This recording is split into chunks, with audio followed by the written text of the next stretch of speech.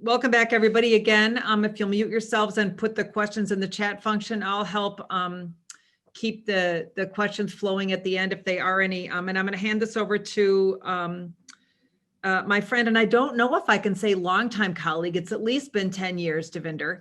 Yes. That we've known each other. Sometimes it seems longer. But Devinder Malhotra is the Chancellor of the Minnesota State System here.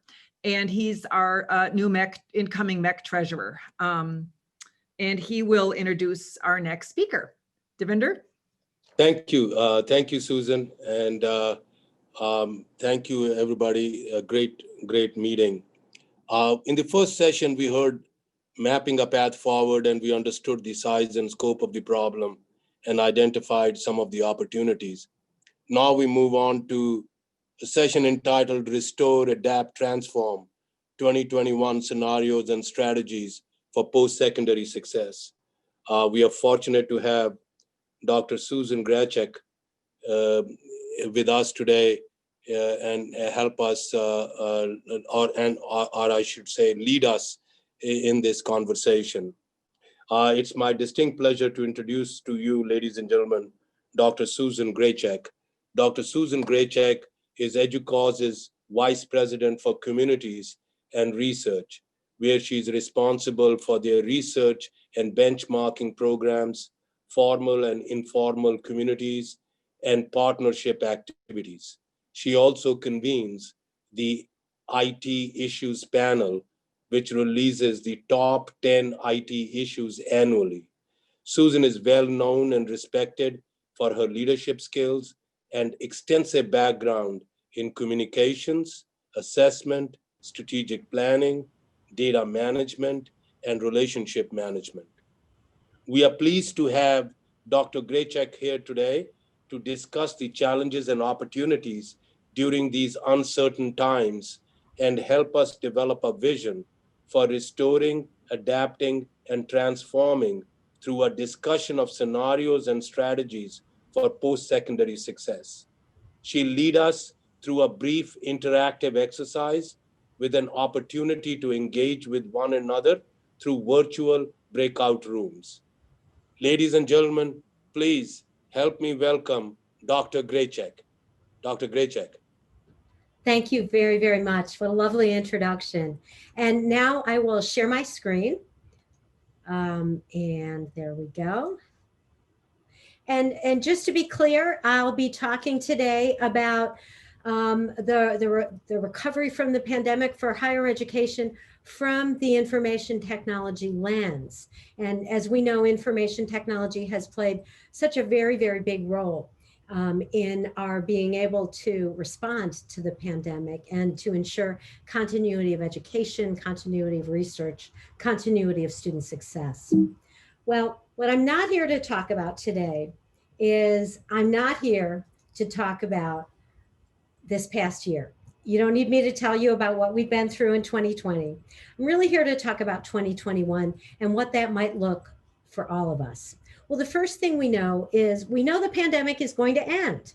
It doesn't feel like it sometimes, especially as we approach the holidays and think about what it's going to be like to celebrate the holidays or not with our friends and family, but the pandemic will actually end. Epidemiologists won't be regulars on news programs any longer. We won't have public spaces marked with circles every 6 feet, and we'll all be able to enjoy March Madness once again in the way that we're used to it. So throughout the pandemic, one of the things that has happened is we've all learned a different way to plan. We've learned that trying to make long-term plans to mitigate this disease, whose symptoms, diagnosis, treatments, prognosis are all poorly understood and complex. And so we've also learned how useful scenarios can be when we have to plan in the face of enormous uncertainty. Scenarios can help us anticipate alternative potential futures that we can plan for. So we're prepared not only for what we might hope or dread, but for what might actually happen. In the project that I'm going to talk to you about today, every year, EDUCAUSE identifies the top IT issues for the coming year in higher education. Well, we took a new approach this year. And we said that one path is not going to cut it. We really are going to look at different scenarios. And as we thought about different scenarios and the top IT issues for higher education for 2021, we made 3 assumptions. And the first assumption was that the pandemic will begin to resolve sometime next year. And in fact, we've seen more and more evidence that this is probably going to be the case with the great news that has come out just in the last couple of days with Pfizer's vaccine being 90% effective. The second assumption was that we made was if we're going to have scenarios, they should be very high level and views of possible visions of recovery that institutions might take. So the 3 scenarios that we chose were, number 1, we said that some institutions in some ways will be focused on figuring out what to do to get back to where they were before the pandemic. And that might be most notably, for example, institutions that are very campus-based might say we want to restore that campus-based learning experience and move away from the online learning. And then in many instances, we thought institutions are probably going to want to restore when we think about business model and financial health and trying to get back to where they were financially. Then in other instances, we thought that institutions will be taking an evolve lens on the issue. And they're going to be saying there is no going back, there's only going forward. So we're going to be adapting to the new normal that we find ourselves in as a result of the pandemic. And then we said, we also think there's a third scenario out there. And that third scenario will be for institutions who say, the pandemic accelerated everything. It accelerated change. It accelerated the disruption of higher education. So we are going to really take an accelerated path to recovery, and we will be focused on a transform scenario, redefining our institution and taking an active role in creating the innovative future of higher education. Now let's get to our third assumption. Our third assumption is that a single scenario will not fit an entire institution, that is very, very unlikely. And so we sorted our issues and thought of our approach as enabling institutions and planners and other people in higher education and in that ecosystem to think from about five different focus areas.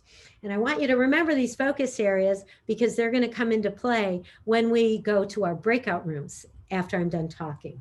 So the 5 focus areas were institutional financial health and business model, recruiting and supporting students, culture and workforce, which is always big, education and academic work, and then technology and data. So our vote, and we sent this out to EDUCAUSE members who are predominantly CIOs, but they're also academic leaders, institutional leaders, faculty, chief financial officers, and others. They vote to identify the top issues for their institution for the coming year. And you can see we gave them 19 issues to choose from. And within each issue, we asked them to pick which version of which scenario approach, restore, evolve, or transform, fit them the best. So it was pretty complicated for the survey this year. And now here's what we came up with. We came up with and identified the top 5 issues within each scenario. And so I'm going to spend the next few minutes talking about each scenario. But while we're on this slide, I just want you to take a look across all scenarios, all 5 issues. And if you look, you'll see that there's a lot in common between the restore and the evolve scenarios, the issues that really rose to the top. Both restore and evolve have financial health, online learning, information security. And even though affordability and digital equity is a little different from equitable access to education, there really is a similarity between those two. And then if you look at the third scenario, transform, you see that there's not a lot of overlap between the issues in the transform scenario and the others. So transformation not only sort of strikes us as a different beast, but it really truly is when we think about technology's impact on higher education's recovery from the pandemic next year. So 3 possible paths, let's walk through them one by one. Well, first, restore. We don't have a lot of time today, and I think it'll get a little tedious for you if I walk through all 15 issues. The restore issues are really focused on getting back to where we were before the pandemic, and you all know where we were before the pandemic. So I'm kind of going to walk through these pretty quickly. The restore theme it's a theme of institutional survival. That's what we found as we've talked to people and as we've interviewed members and looked at the data. And the biggest focus in restore was, as I said a couple minutes ago, restoring the institution's pre-pandemic financial health. And you can see that if you look at the issues under restore, you can see that there are two finance related issues: cost management and financial health. And then you'll soon see that even the information security is qualified by the need to be budget conscious. But the institutions at greatest financial risk may also be the institutions whose students are struggling the most. And so institutions that chose restore version of these issues were also focused on helping their students gain access to institutional resources and learning anytime, anywhere. Now let's move to evolve, and we'll take our time a little bit more with evolve and with transform. Well, the set of evolve issues describe, really, if you look at them as a whole, they're talking about a student-centric issue, a student-centric institution that's managing its primary risks. These are institutions that are going to choose to incorporate the impact of and lessons of the pandemic into their culture and vision. 3 of the top 5 evolve issues emphasize that student experience. So this type of institution is adapting to students' needs instead of expecting students to adapt to the institution. And there are 3 pillars of student experience that are represented here: attaining academic and career goals, equity and access, and best practices in technology-enabled teaching and learning. The 2 remaining evolve issues are focused on managing 2 pervasive institutional risks: information security and financial health. Information security concerns subsided a bit in the early weeks of the pandemic, but they really began to intensify later on in this year. And that's a risk that you can never really overcome.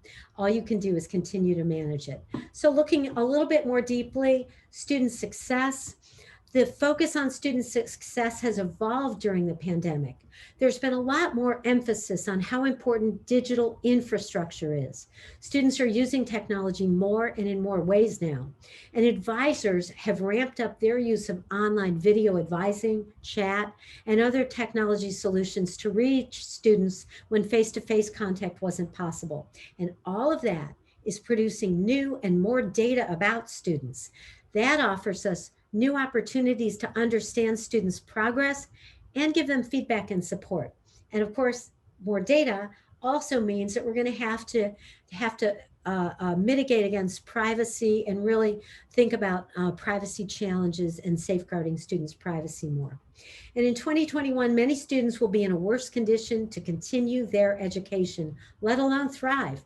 Those who were worst off before the pandemic will have suffered the most. And even though institutions will have fewer resources, students will need them more than ever.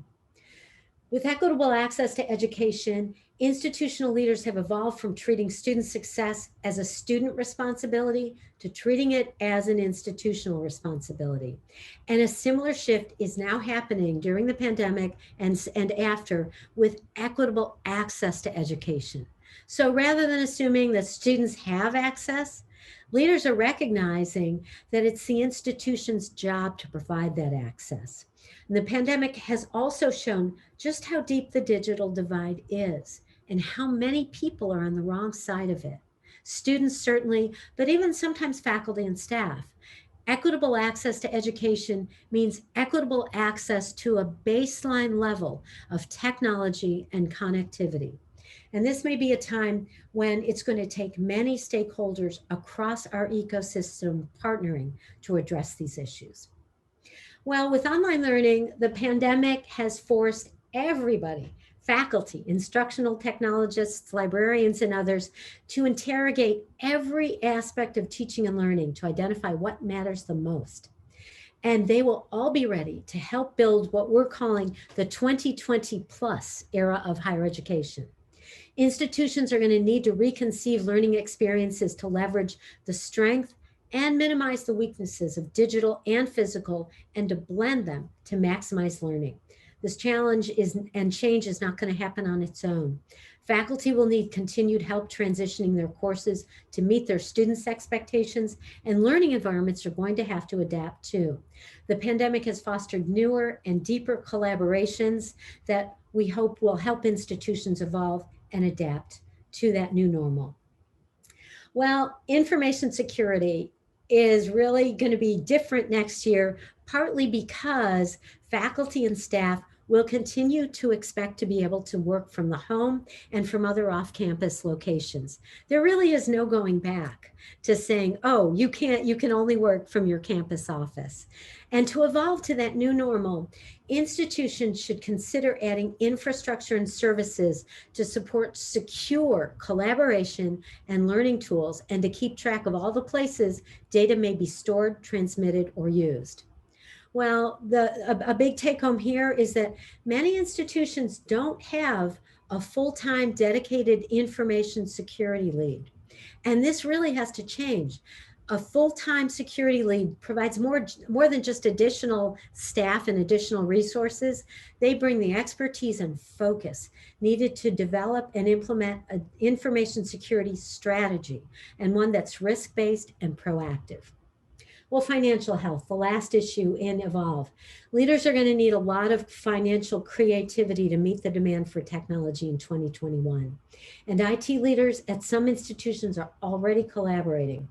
That might be with alumni relations or on specific research initiatives to fund the development and delivery of new services and new capabilities.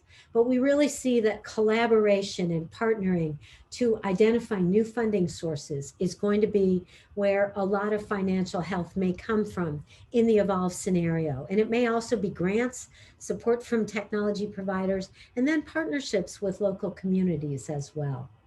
And of course, the competition is going to be fierce because everybody's going to be competing at the same time for partnership and funding opportunities. Now let's move to transform.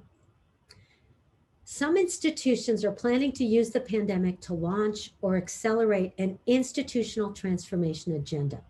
The world around them has changed, and they plan to as well. So one of the things that was most exciting was really seeing institutional culture. Institutions focused on transform are starting with culture.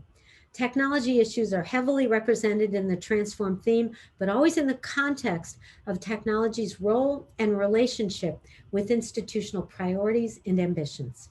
And students and their importance to the institution here, they appear as an enrollment and recruitment issue in transform. As one panelist said, this issue is at the heart. Enrollment and recruitment is at the heart of what defines an institution and its ability to deliver on its mission. Institutions taking a transformative approach to enrollment and recruitment, they plan to make advanced use of technologies and analytics to be able to recruit students and help them succeed.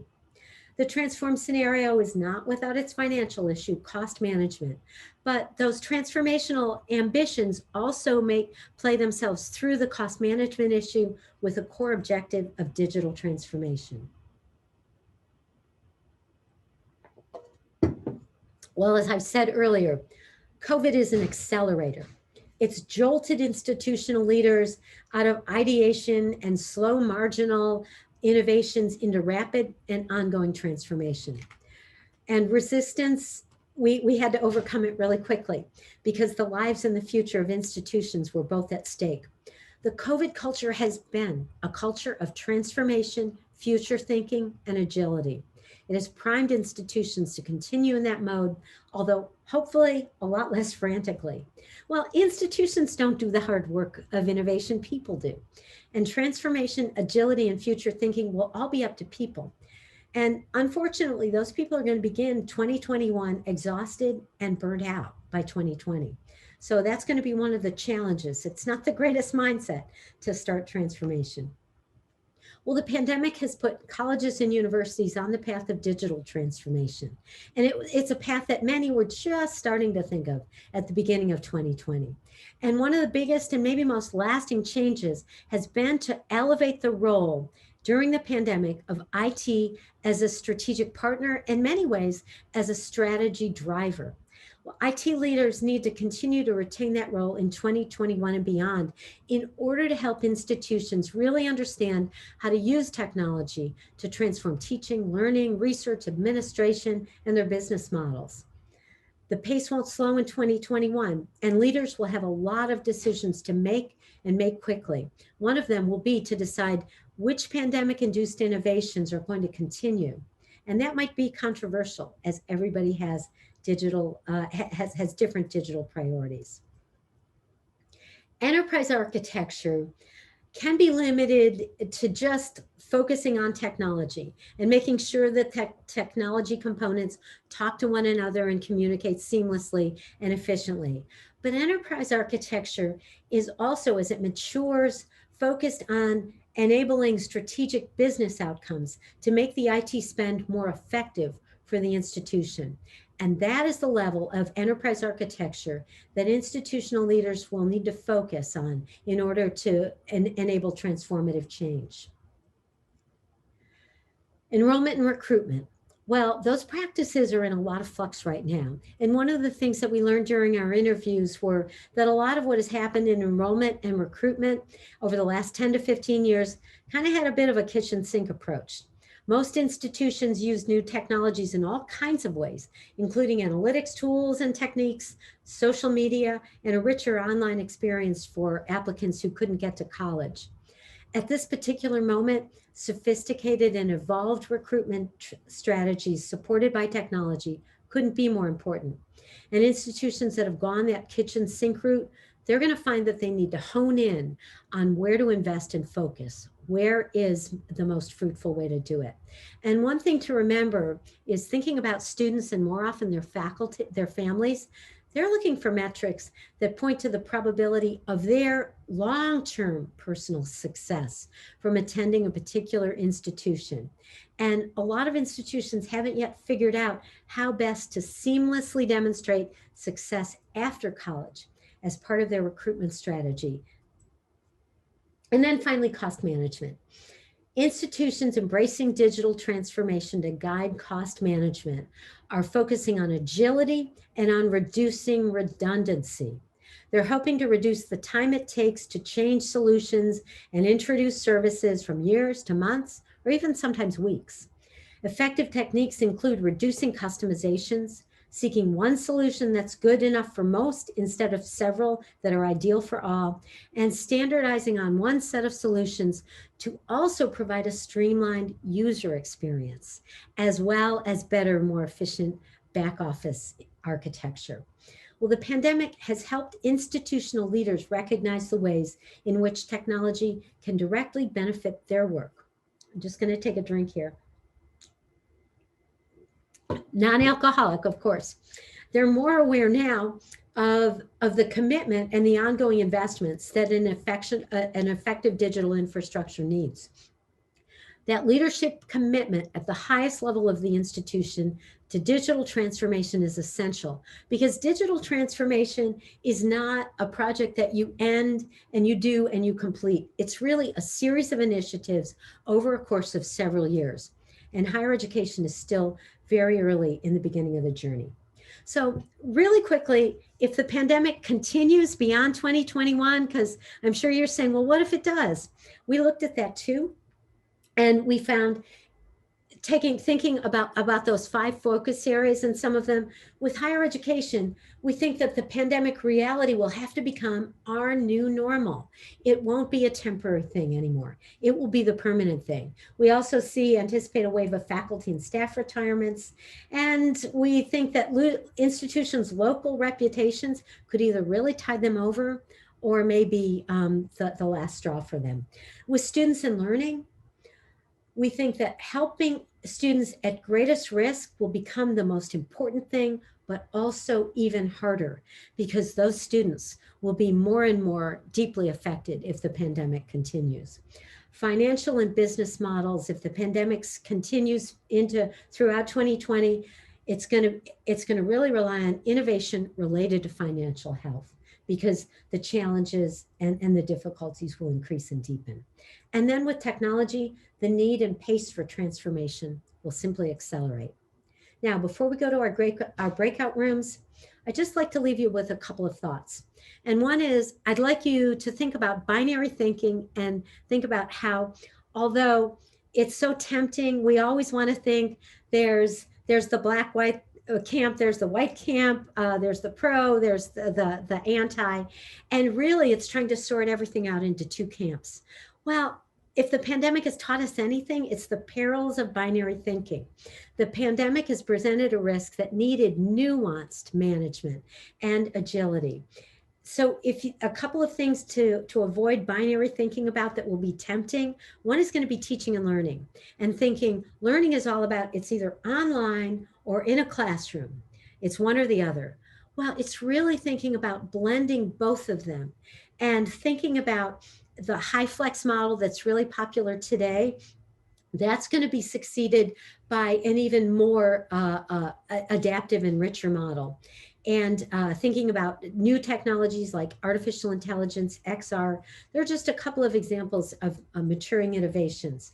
So that kind of mindset, really thinking of how we blend the best of face-to-face and online and enable students, give them control over what that environment looks like. And then work location also needs to become non-binary. It isn't just staff are all at home or they're all on campus, or any individual staff either stays at home or works on campus full time. Staff really want a kind of high flex working environment as well. And then I also want you to think about diversity, equity, and inclusion. The panel talked about that throughout their conversations. And they said that needs to be something that we infuse into everything that we do with technology in higher education. And then that final theme that I mentioned is burnout. And everybody feels that we have to take that into consideration as we prepare for and move forward.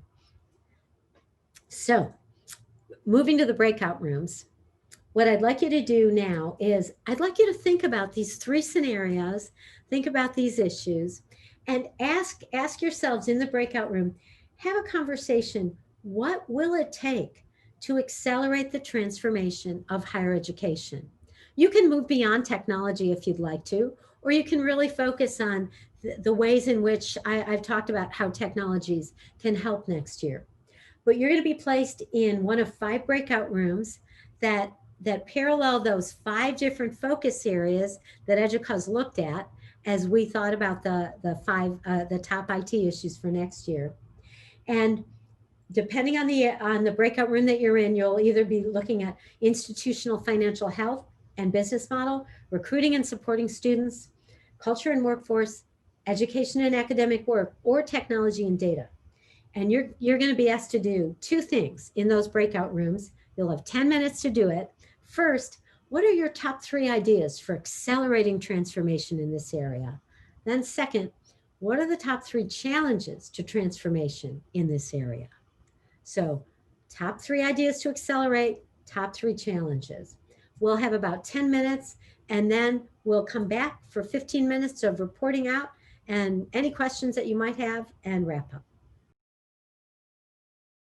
How about if everybody takes turns and kind of reports out the top, 1 or 2 things that you talked about? And I think I found in our group that both our opportunity or, innovation was also a challenge. So, and then I think we should just go fast. So I don't know how to name the groups reporting. Susan, would you like me to do that?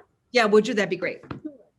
Let's hear first from the group that focused on institutional financial health and business model. Anybody want to speak up about top challenges, top accelerators? Tim Flackel here. Right. I'll just touch on some of the things we could do more of or better at. Have more robust AP or dual credit courses, because with declining enrollments, which is the problem we have, that helps get them engaged in the system, and it costs generally significantly less per credit than traditional. Second, we talked about more robust or a launching of OER programs, which saves millions and millions of dollars for students and families. Some are doing that, but we have so much capacity to expand on that. And we talked about a matching grant program. So the state, as an example, provides, pick a number, $25 million. Community colleges have a 1-to-1 match. Maybe the four-year research campuses have a 2-to-1 match. The state can specify what they can and cannot use that for. Maybe it can be used for bricks and mortar, or can't be used for bricks and mortar. Maybe it can be used for scholarships, but not scholarships, whatever they want to have for that. So that's what we had reported out quickly. If anybody else has anything to add. That's good. How about recruiting and supporting students? Always Ken. Yeah, hi, Ken Sauer. I'll try to take a crack at this. All right, I'll go ahead. What's that? I said, I'll add, go ahead. Okay. Oh, I'm sorry, Barbara, did you want to do it? No. I was asking what was Ken. Okay, all right. So with respect to students who are on free and reduced lunch, one is to provide computers to all incoming students for free. MacBook Pros, that was funded through a technology fee and reallocation. And there was an incentive built into this. If students were successful in completing their certificate or degree, they could keep the MacBook Pro. With respect to younger students, the idea of looking at things like Boys and Girls Clubs, after school activities, to try to get those students to be interested in college, to tutor them, and also to try to bring the parents and their family members on board so they could support their young student as they prepare themselves for college. And on this question of readiness for college, there was thinking that we needed to move from some of the standardized testing and look at other ways to measure student readiness. Finally, there was also the question of how about adult students who have different needs. They may be working all day, need academic support late in the evening. So how do you go about trying to provide online tutoring 24/7? That's a critical ingredient. Anybody else? Did I miss any other idea that Nope, we discussed? you were good. Thank you. Great. And culture and workforce, just to make sure you get to your break, how about if you give us one big idea that came from culture and workforce? Well, I think our idea was really around leadership. We think there's a tremendous opportunity for leadership, especially around the ideas of equity and around aligning education with employability skills and soft skills. Right. And education and academic work, I think that was our group. Our group didn't know what our focus issue was. So we spent a little time around finance, but we did talk about education and academic work. We talked about lab classes being a challenge and the need to avoid losing sight of the humanities as we work more and more to integrate technology into the curriculum and into the experience. Anybody else from that group want to add anything else? Okay. I want Technology. to add a thank you to Susan for her presentation and this idea of groups. It worked well. Good. It's been my pleasure. I wish I were with you face to face and sharing a break with you. I really do. And then technology and data. What's the big idea that came from that group that anybody would like to share? I'm guessing that's the group that we were in, and we didn't know what our group was either. I am not going to present. We focused on students, but I'm sure, Morna, you can weave in a technology theme. Yeah, because actually we heard from a couple different states about ideas, but they were all wrapped around expanding the population of college bound and college successful students. So diversifying our student population, helping low-income students, helping returning students, dealing with things like HLC accreditation for high school students so that more high school students can start their higher ed journey sooner. So all of the ideas that we had were, I think, wrapped around this idea of there are more people out there that we need to get in the pipeline, and we have to have different ways of doing that. Good enough? Anyone else from the group want to add? Okay. That's great. And then Susan, I know that the staff were in a group also. We decided at the very last minute to surprise them and throw them in a room. So I don't know if anybody from that group would like to report it.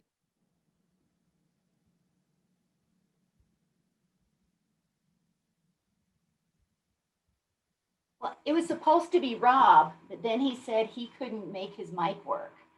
So I guess it gets to be me. So, so we talked about the fact that really what we do is support institutions as they make these transitions and they approach different strategies. And we thought, at least with financial health of institutions, I mean, that's kind of what MHEC is known for, right? Historically and moving forward, we do a lot to help save money. We also then specifically did call out practices like OER and dual enrollment, which we've been very active in the last few years. When we think about the recruitment and treatment of students, you know, we were definitely thinking about the mental health RFP that Jennifer has put out there to make some online mental health services for students more accessible, and that more things of that nature we need to explore. So I'm trying to remember all of our categories here. Let's see. All right. Yeah. The culture and workforce. We cited our work with Credential Engine and needing to do more of that gets aligned and making sure that we are continuing to build those connections. And the education and academic experiences, again, we'll go back to OER, dual enrollment, and some of those things, but also a lot of the research briefs that we have really focus on that as well. And then technology and data, obviously, we're very active in that sphere with our contracting, and now have started moving into more technology issues in our policy division as well. So it's really learning from institutions and keeping those conversations going. Actually, the best suggestion Sarah Pell offered at the very beginning, she said, MEC's a convener, right? We need to figure out what institutions identify for themselves as the optimal strategies, and make sure that we're conversing, we're sharing amongst ourselves, but learning from them, and then implementing those things.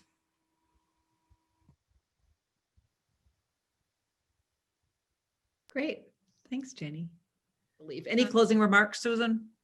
The only other thing that I would say is that it's never about technology alone, that technology needs to come into play in service of an institutional strategy, an institutional imperative, and that don't start with the tool, start with the objective, think about the process, think about everything else, and then the right tool will probably be the tool that you pick. And that's very rarely the case if you pick the tool at the beginning. So good luck to you all. Thank you for having me. Thank you. Thank you, Susan, so much. That was just really, really interesting. Bravo. And thanks to all of you for engaging. We are going to go back and kind of go through and try to gather some of these great ideas that you all discussed. So we really appreciate your participation.